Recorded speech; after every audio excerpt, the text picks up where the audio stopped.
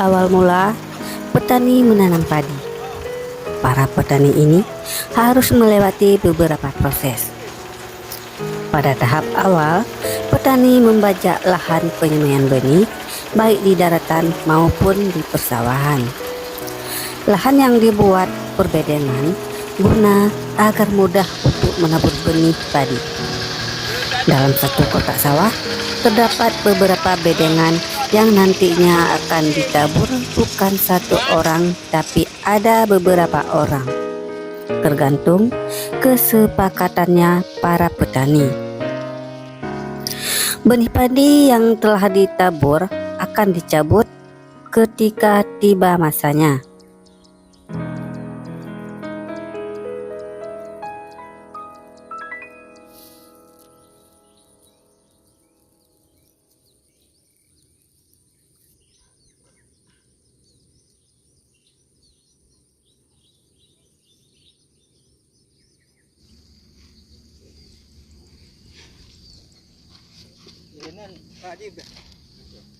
Dia kan dia kan. Wih, Dah itu. nyok lagi nyo cara ayo cuma bu. Kaya kan? Nyok ko lagi nyo anak cara lain.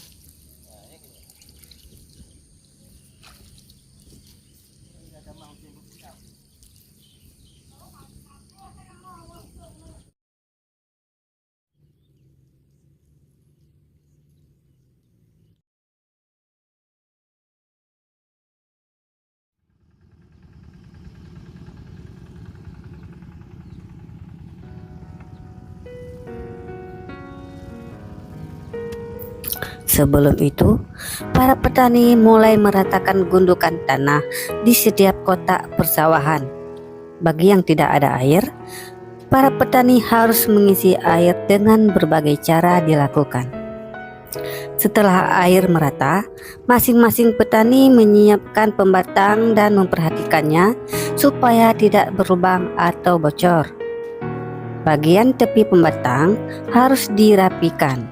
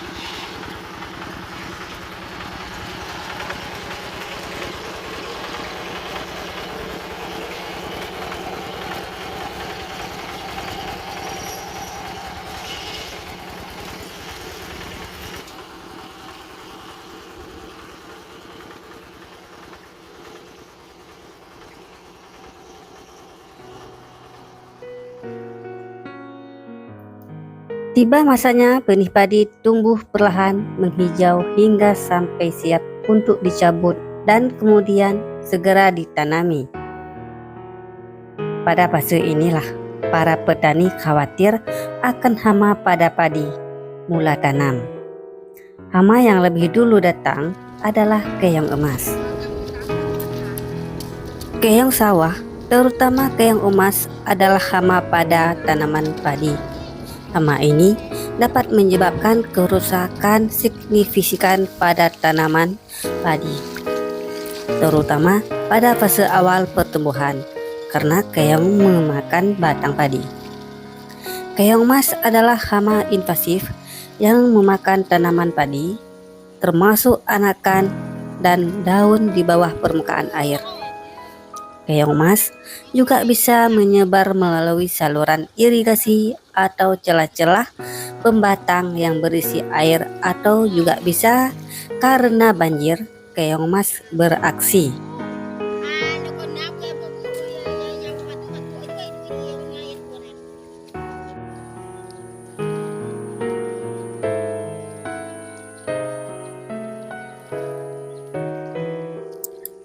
Hama padi tidak hanya di fase awal tanam, tapi hama padi ada lagi setelah pemulihan dari awal tanam, yaitu hama padi yang sering disebut hama padi rumput. Sebenarnya mengacu pada virus kerdil rumput yang menyerang tanaman padi. Virus ini ditularkan oleh wereng coklat dan menyebabkan tanaman padi tumbuh kerdil, daun menyempit dan menguning. Adapun beberapa poin terkait hama padi rumput yang menyebabkan virus kerdil rumput yang ditularkan oleh wereng coklat, hingga pertumbuhan padi terhambat dan kerdil juga mengurangi anakan padi dan daun padi menyempit, pendek, tegak, ada juga berwarna kekuningan atau hijau pucat. Banyaknya pertumbuhan rumput pada tanaman padi disebabkan oleh beberapa faktor, yaitu ketersediaan cahaya dan oksigen yang memicu perkecambahan biji gulma, kondisi air yang dangkal atau terputus-putus yang memungkinkan bibit gulma bertahan, serta kekurangan pengendalian gulma pada tahap awal pertumbuhan padi. Kondisi lingkungan yang mendukung seperti sinar matahari dan menembus sela tanaman dan tanah yang gembur juga mempercepat pertumbuhan rumput. Penyebab pertumbuhan rumput berlebihan karena air yang terlalu dangkal sekitar 5 cm atau pengeringan yang terputus-putus di awal musim tanam memungkinkan bibit gulma yang tidak dapat bertahan di dalam banjir terus-menerus untuk tumbuh. Paparan udara pada tanah akibat pengeringan akan meningkatkan kadar oksigen. Peningkatan oksigen ini memicu perkecambahan biji gulma dan mendukung pertumbuhannya. Gulma cenderung tumbuh subur ketika sinar matahari masih dapat menembus sela-sela tanaman padi yang masih muda dan belum tertutup rapat. Gulma biasanya mulai tumbuh lebih aktif pada usia padi 12-15 hari setelah tanam, tepat sebelum pemupukan kedua dilakukan. Jika pengendalian gulma tidak dilakukan secara rutin dan tepat waktu, terutama pada fase awal pertumbuhan padi, rumput liar akan dapat tumbuh kembali dan mengganggu pertumbuhan padi. Lahan yang tidak dibajak dengan baik atau direndam dengan air hingga benih gulma terdapat sinar matahari sebelum penanaman akan membuat biji gulma lebih mudah tumbuh.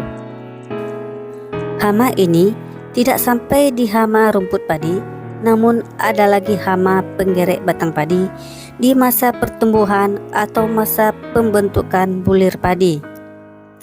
Penggerek batang padi adalah hama pada tanaman padi yang menyebabkan kerusakan dengan cara memakan bagian dalam batang padi. Serangan hama ini juga dapat merugikan hasil panen yang signifikan karena mengganggu pertumbuhan tanaman padi dan mengurangi jumlah bulir padi yang dihasilkan.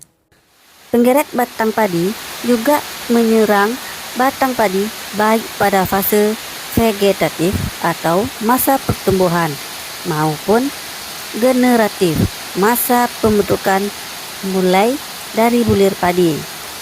Ada beberapa jenis penggerek batang padi yang umum ditemukan seperti penggerek batang padi kuning, putih, dan merah jambu. Penggerek batang padi merusak tanaman dengan masuk ke dalam batang padi dan memakan bagian dalamnya. Serangan pada fase vegetatif menyebabkan sundep, yaitu matinya anakan padi dan titik tumbuh tanaman muda dan berwarna putih. Selain itu, penggerek batang padi juga dapat menyebabkan tanaman padi roboh dan mengurangi jumlah serta kualitas bulir padi.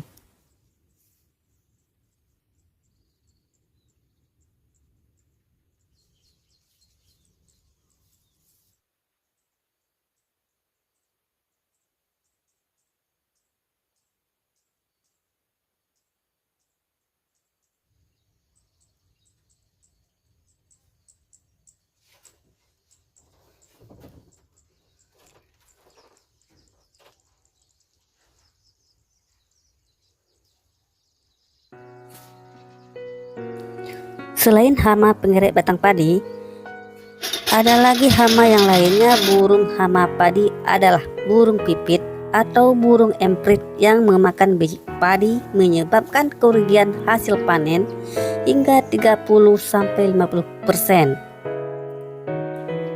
Pengendalian dapat dilakukan dengan metode fisik mekanis seperti pemasangan jaring dan benda mengkilat. Metode kultur teknis seperti penanaman serentak atau menggunakan bahan alami seperti ramuan telur atau aroma jengkol. Banyak macam jenis burung yang menyerang padi seperti burung pipit atau emprit, yaitu jenis burung yang mendominasi serangan pada tanaman padi saat mulai berbuah hingga panen. Burung bondol haji dan bondol tunggir juga termasuk burung hama yang menyerang padi. Selain itu, juga ada burung tempua, sang arsitek pro, juga hama padi yang menyerang padi dengan rombongan. Burung pipit menyerang tanaman padi yang berumur sekitar 70-80 hari saat bulir padi mulai terisi. Waktu serangan sekitar pukul 6 sampai jam 10 dan pukul 2 sampai jam 4. Adapun cara pengendaliannya, para petani memasang jaring khusus di atas tanaman padi guna untuk menjebak burung. Tak hanya itu, petani juga menggantungkan kepingan CD atau DVD atau plastik mengkilat, juga baju-baju bekas dan juga orang-orangan.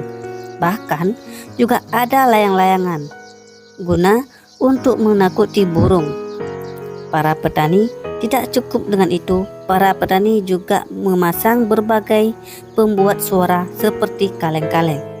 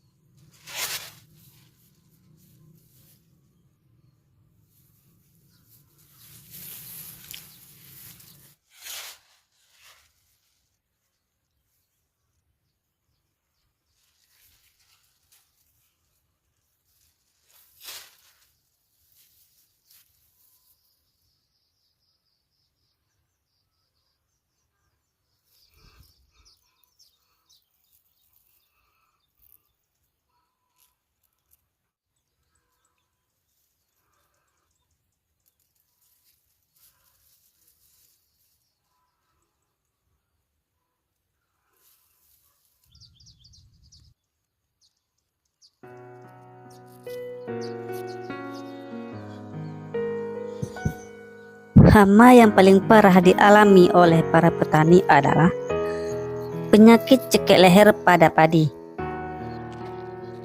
Padi cekek leher atau yang lebih dikenal sebagai penyakit blast pada tanaman padi adalah penyakit yang disebabkan oleh jamur.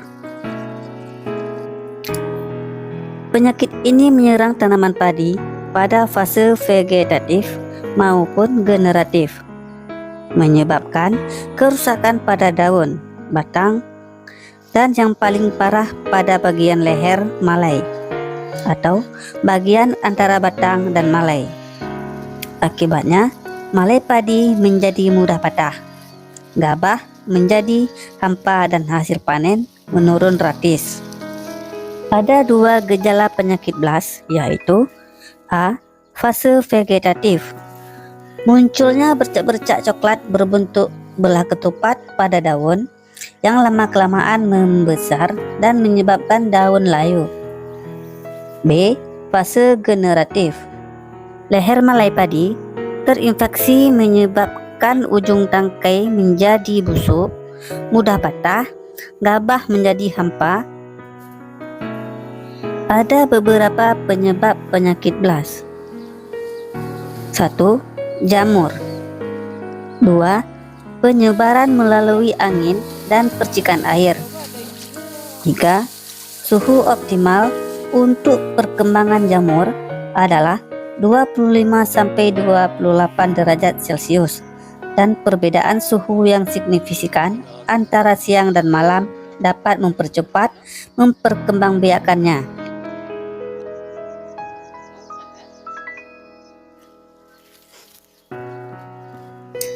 Adapun cara mengatasi penyakit BLAST itu ada dua. 1. Pencegahan. Gunakan benih padi yang sehat dan bersertifikat. Hindari stres pada tanaman, juga pemotongan benih dan penggunaan herbisida dan pemupukan nitrogen berlebih. Tanam dengan sistem jajar legowo untuk mengurangi kelembaban. Gunakan agensia hayati PGPR. 2. Pengendalian. Gunakan fungisida yang tepat, yaitu tepat waktu, cara, jenis, dosis, dan sasaran. Perhatikan juga penggunaan pupuk nitrogen sesuai anjuran.